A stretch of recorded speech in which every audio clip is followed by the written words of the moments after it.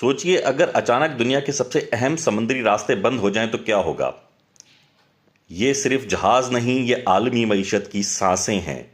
یہ ہے street of ہرموز۔ دنیا کے تقریباً 20% تیل کی روزانہ ترسیل اس تنگ راستے سے ہوتی ہے۔ صرف چند کلومیٹر چوڑا یہ سمندری راستہ، مگر اہمیت پوری دنیا کے لیے۔ اگر یہاں ایک بھی بڑا فوجی تصادم ہوتا ہے تو تیل کی سپلائی پوری دنیا کے لیے رک سکتی ہے اور تیل کی قیمتیں آسمان کو چھو سکتی ہیں۔ اور یہ ہے ریڈ سی میں واقع باب المنڈب، ایشیا اور یورپ کے درمیان تجارتی شہرک۔ ہر سال اربوں ڈالر کی تجارت یہاں سے گزرتی ہے۔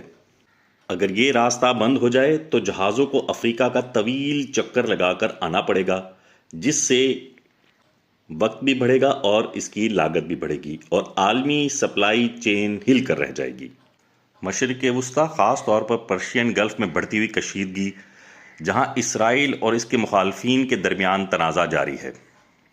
اسرائیل ایک عالمی دہشت گرد بن چکا ہے جو کسی کی بات نہیں سنتا، اپنے مفادات کے لیے جب چاہتا ہے اور جہاں چاہتا ہے وہ حملہ آور ہو جاتا ہے۔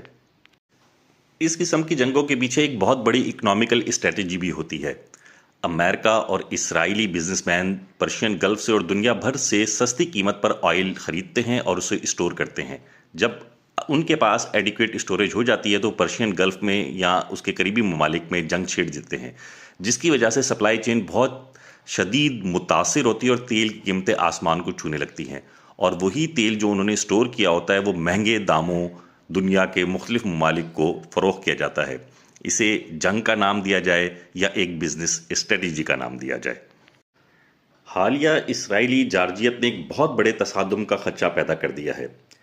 ایسے کسی بحران میں امریکہ بھی شامل ہو سکتا ہے کیونکہ وہ خطے میں اپنے مفادات اور اتحادیوں کا دفاع کرتا ہے۔ لیکن سوال یہ ہے، اگر دنیا کی سب سے بڑی بحری طاقت ہونے کے باوجود اہم سمندری راستے محفوظ نہ رہ سکیں تو کہ یا عالمی اسٹریٹجک ناکامی نہیں ہوگی یا پرسنل مفاد کے لیے پوری دنیا کو عالمی جنگ میں جھونکنا ہوگا۔ اس قسم کے چند منٹوں کے میزائلی حملے پوری دنیا پر ایک بہت بڑا تاثر چھوڑتے ہیں۔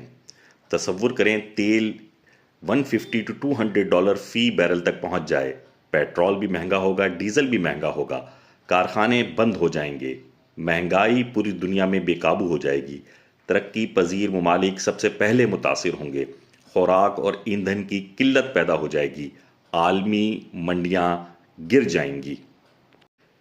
یہ صرف پرشین گلف یا مشرق وسطیٰ کا مسئلہ نہیں ہوگا، بلکہ یورپ، ایشیا، چین، بھارت، امریکہ، آسٹریلیا سمیت پوری دنیا کا مسئلہ بن جائے گا۔ دنیا کی سپلائی چین جو پہلے ہی کئی بحرانوں سے گزر چکی ہے، ایک اور شدید جھٹکے کی شکار ہو سکتی ہے۔ اسٹریٹ آف ہرموز اور باب المنڈب یہ صرف سمندری راستے ہی نہیں ہیں، یہ عالمی معیشت کی شہرگیں ہیں۔ اگر یہ بند ہو جائیں تو یہ صرف جنگ نہیں ہوگی، یہ عالمی اقتصادی بحران ہوگا۔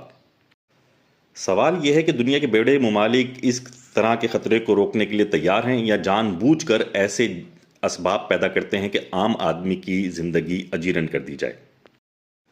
اس قسم کے حملوں اور جنگوں سے دنیا کو ایک ایسے طوفان کی طرف دھکیلا جا رہا ہے جو معیشت، سیاست اور طاقت کے توازن کو بدل دے گا۔